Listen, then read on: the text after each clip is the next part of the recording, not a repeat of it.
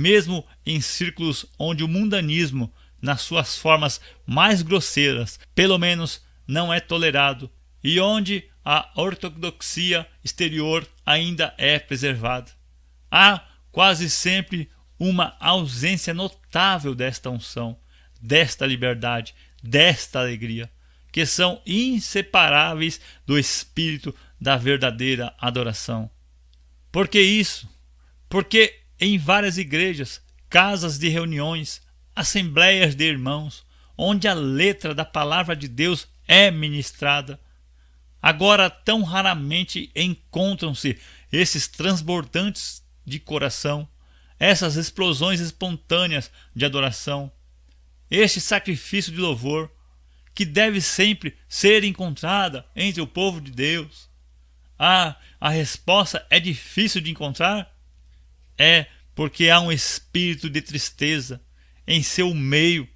Isto, meus irmãos, é a razão pela qual há tão pouca vida, refrigério e adoração sendo produzida no ministério de Cristo hoje. Obstáculos à adoração. O que é a adoração? O louvor? Sim, porém é mais.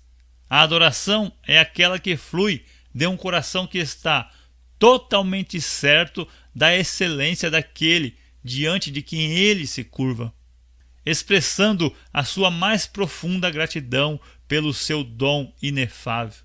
Está, ao mesmo tempo, evidente que o primeiro obstáculo para a adoração de um filho de Deus é a falta de certeza.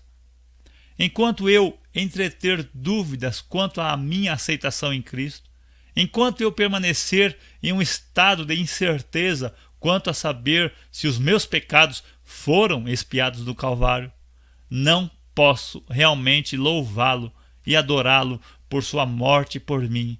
Eu não posso realmente dizer: o meu amado é meu e eu sou dele. Cânticos 2,16.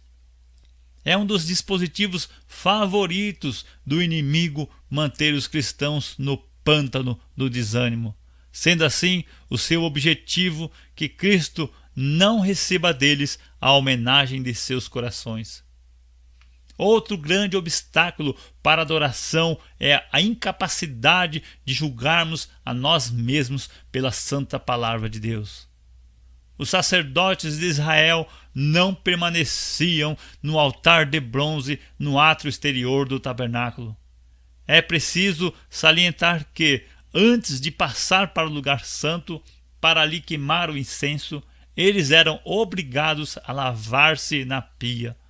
A aproximação até a pia de bronze fala do julgamento implacável do crente e de sobre si mesmo.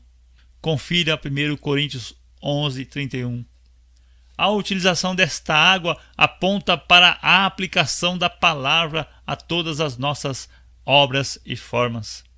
Ora, assim como os filhos de Arão eram obrigados, sob pena de morte, em Êxodo 30:20, a lavarem-se na pia antes de entrarem no santuário para queimar o incenso, assim importa que os cristãos de hoje tenham as impurezas de seu caminho removidas antes que eles possam achegar-se adequadamente a Deus como um adorador.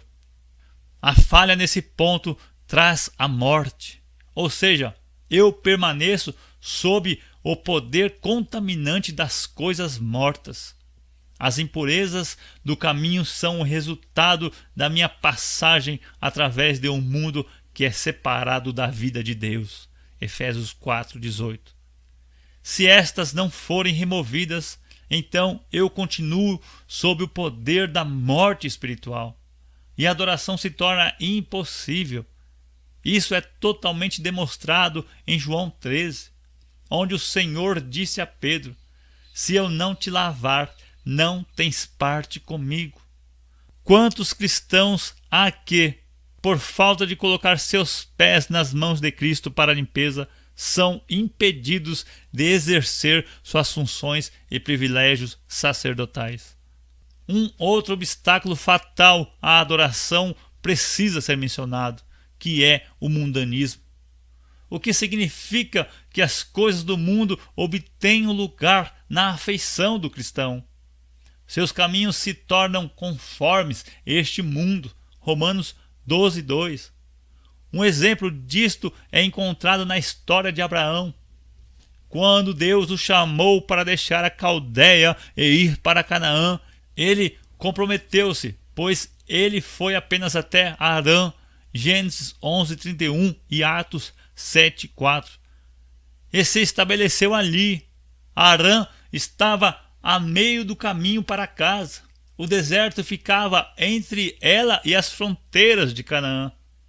Mais tarde, Abraão respondeu plenamente ao chamado de Deus e entrou em Canaã. E ali ele edificou um altar que fala da adoração ao Senhor, Gênesis 12:7. Mas não há nenhuma menção de construção de qualquer altar durante os anos que ele morava em Harã. Oh, quantos filhos de Deus hoje estão comprometidos habitando a meio caminho de casa e, em consequência, não são fiéis. Oh, que o Espírito de Deus assim opere sobre todos nós, para que a linguagem de nossas vidas, bem como a de nossos corações e lábios, possam ser: digno é o Cordeiro, digno de consagração de todo o coração, digno de devoção irrestrita, digno desse amor que se manifesta ao guardar os seus mandamentos, digno de adoração verdadeira. Que assim seja, por amor do seu nome.